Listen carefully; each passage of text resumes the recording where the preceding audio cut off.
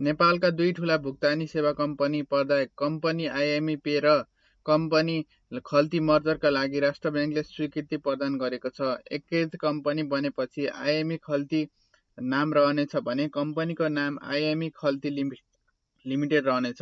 त्यसै त रजिस्ट्रार कार्यालयले पानीपोखरीमा रहनेछ भने यो मर्जरसँगै खल्तीका प्रयोगकर्ताहरूको सङ्ख्या 50 लाख भन्दा बढी पुग्नेछ र यो सँगै चुक्ता पुँजी र प्रयोगकर्ताको दुवै हिस्साले नेपालको सबैभन्दा ठूलो डिजिटल वालेट र बलियो डिजिटल वालेट बन्नेछ र यस अन्तर्गत आगामी 3 महिनाभित्र दुवै वालेटका प्रयोगकर्तालाई एकीकृत गर्ने कार्य सकाउने तयारी छ।